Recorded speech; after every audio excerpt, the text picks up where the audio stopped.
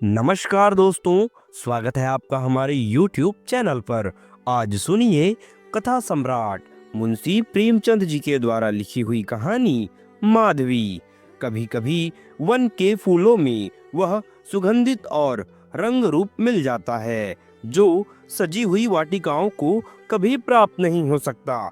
माधवी थी तो एक मूर्ख और दरिद्र मनुष्य की लड़की, परंतु विधाता ने उसे नारियों के सभी उत्तम गुणों से सुशोभित कर दिया था।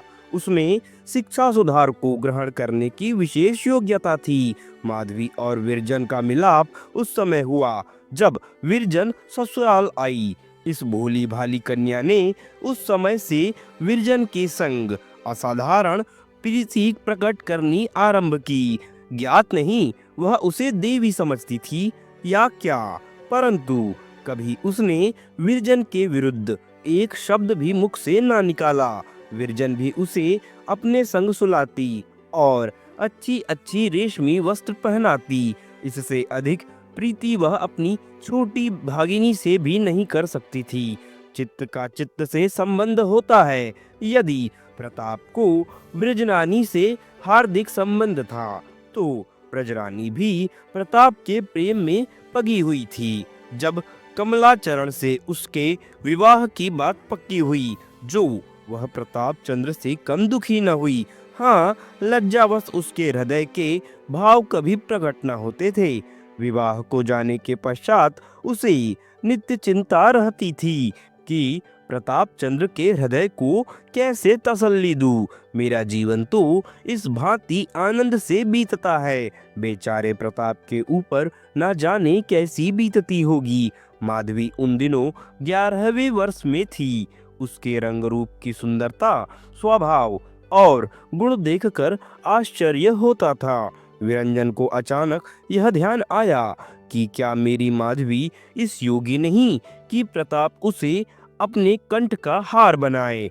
उस दिन से वह माधवी के सुधार और प्यार में और भी अधिक प्रवृत्त हो गई थी। वह सोच सोचकर मन ही मन कूली ना समाती थी कि जब माधवी 16 वर्ष की हो जाएगी तब मैं प्रताप के पास जाऊंगी और उससे हाथ जोड़कर कहूंगी कि माधवी मेरी बहन है, उसे आज से तुम अपनी चेरी समझो। क्या प्रताप मेरी बात टाल देंगे?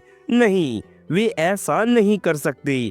आनंद तो तब है जबकि चाची स्वयं माधवी को अपनी बहू बनाने की मुझसे इच्छा करे। इसी विचार से विरजन ने प्रताप चंद्र के प्रशासकीय गुणों का चित्र माधवी के हृदय में खींचना आरंभ कर दिया था, जिससे उसका रोम रोम प्रताप के प्रेम में पग जाए। वह जब प्रताप चंद्र का वर्णन करने लगती तो स्वतः उसके शब्द असामान्य रीति से मधुर और सरस हो जाते। शनैः शनैः माधवी का कामल हृदय प्रेम रस का आस्वादन करने लगा। दर्पण में बाल पड़ गए। भोली माधवी सोचने लगी, मैं कैसी भाग्यवती हूँ, मुझे ऐसे स्वामी मिले जिनके चरण धोने के योग्य भी मैं नहीं हूँ, परंतु क्या वे मुझे अपनी चेरी बनाएंगे? कुछ तो मैं अवश्य उनकी दासी बनूंगी, और यदि प्रेम में कुछ आकर्षण है तो मैं उन्हें अवश्य अपना बना लूंगी। परंतु उस बेचारी को क्या मालूम था कि ये सारी आशाएं शोक बनकर नेत्रों के मार्ग से बह जाएंगी। उनको 15वां पूरा भी न हुआ कि विरजन पर ग्रह विनाश की आपत्तियां आ पड़ी। उस आंधी के झोंके ने माधवी की इस कल्पित पुष्ट वाटिका का सत्यानाश कर दिया। इसी बीच में प्रताप के लोप होने का समाचार मिला। आंधी ने जो कुछ अविष्ट रखा था वह भी इस अग्नि ने जलकर भस्म कर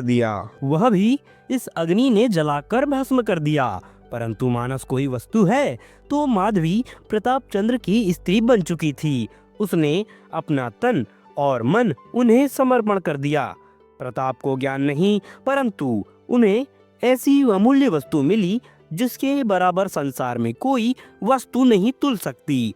माधवी ने केवल एक बार प्रताप को देखा था और केवल एक ही बार उनके अमृत वचन सुने थे, पर उसने उस चित्र को और भी उज्जवल कर दिया था। जो उसके हृदय पर पहले ही विरजन ने खींच रखा था। प्रताप को पता नहीं था, पर माधवी उसकी प्रेमाग्नि में दिन प्रतिदिन घुलती जाती है। उस दिन से कोई ऐसा व्रत नहीं था जो माधवी ना रखती हो, कोई ऐसा देवता नहीं था जिसकी वह पूजा ना करती हो, और वह सब इसलिए कि ईश्वर प्रताप को जहाँ कहीं वे हों कुशल रखे। इन प्रेम कल्पनाओं ने उस बालिका को और अधिक दृढ़, सुशील और कोमल बना दिया। शायद उसके चित्त ने यह निर्णय कर लिया था कि मेरा विवाह प्रताप चंद्र से हो चुका।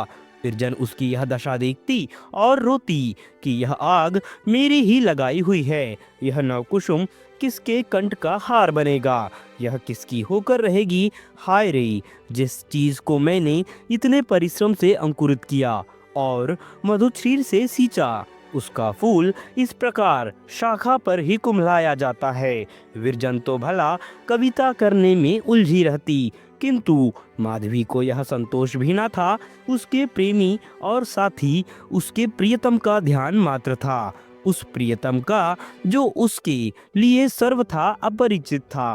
पर प्रताप के चले जाने के कई मास पीछे एक दिन माधवी ने स्वप्न देखा कि वे सत्यासी हो गए हैं। आज माधवी का अपार प्रेम हंका हुआ।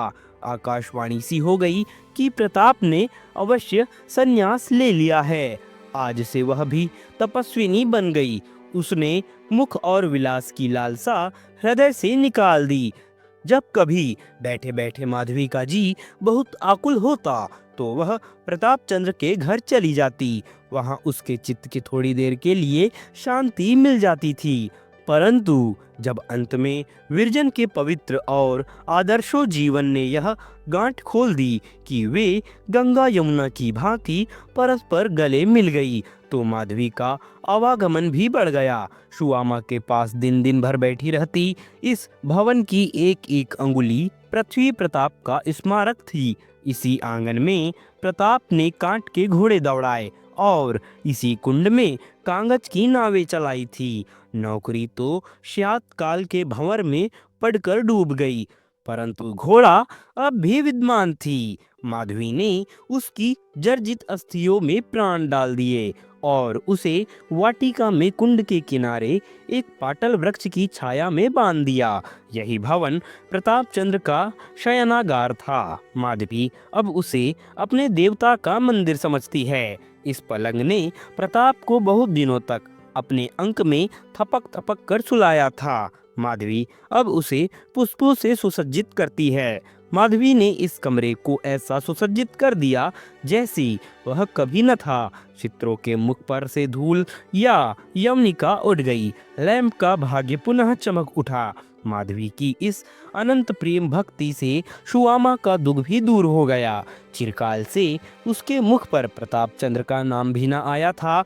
विरजन से मेल मिलाप हो गया, परंतु दोनों स्त्रियों ने कभी प्रताप चंद्र की चर्चा भी न होती थी। विरजन लज्जा की संकुचित थी और सुआमा क्रोध से, किंतु माधवी के प्रेमानल से पत्थर भी पिघल गया।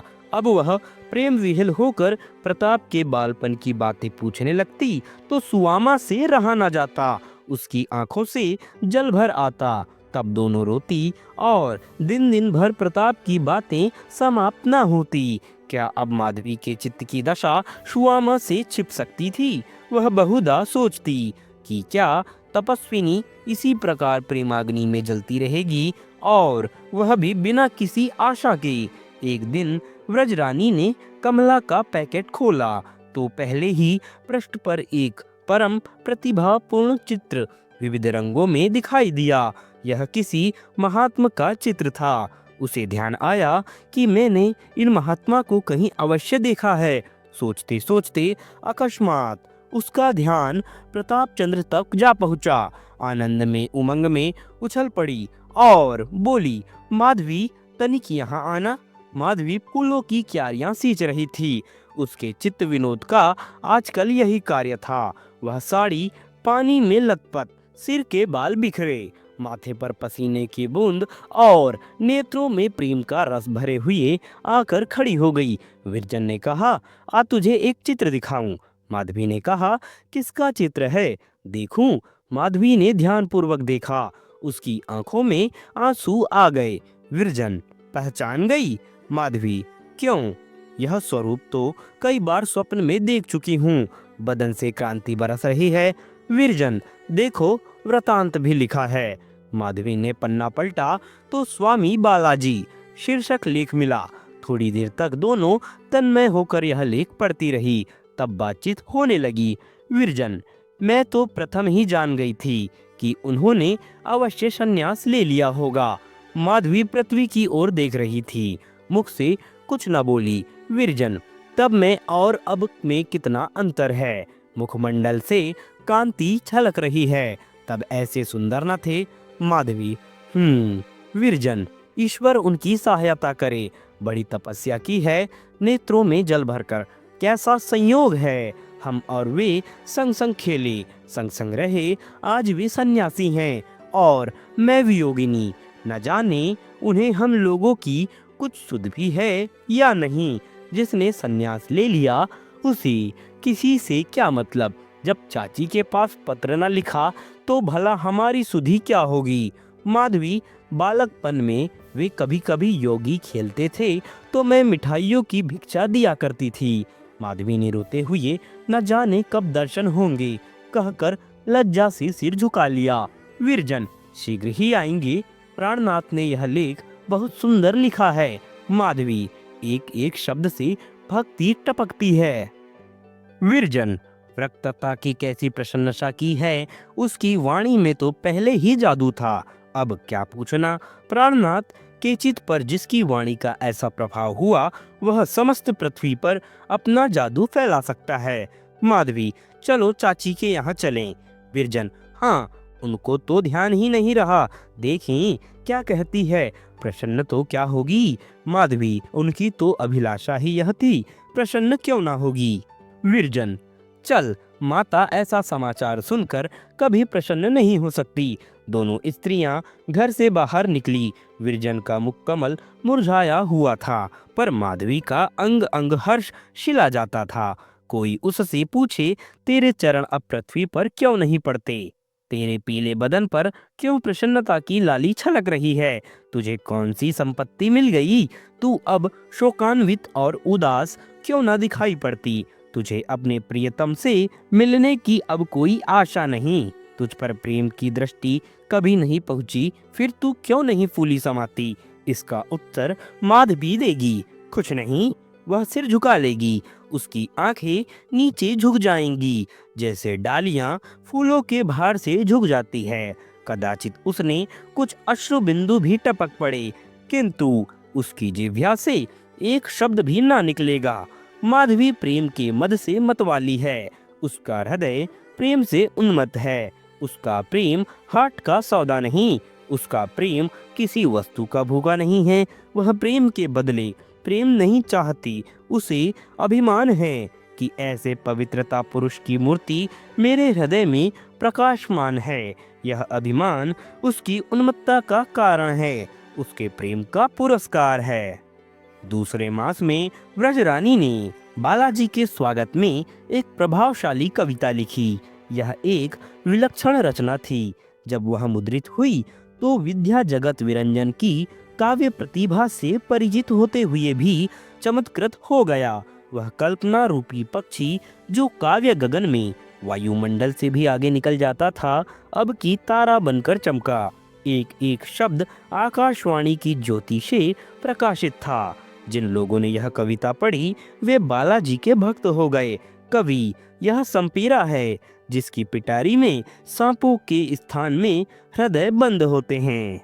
जी हाँ दोस्तों, यह थी कहानी मुंशी प्रेमचंद जी के द्वारा लिखी हुई। अगर आपको यह कहानी पसंद आती है तो हमारे YouTube चैनल को सब्सक्राइब जरूर करें, हमारे वीडियोस को लाइक करें और यह कहानी अपने दोस्तों के साथ साझा करना ना भूलें। हम जल्द ही मिलेंगे एक नए दिन नई कहानी के साथ। हमें दीजिएगा इजाज़त। नमस्कार।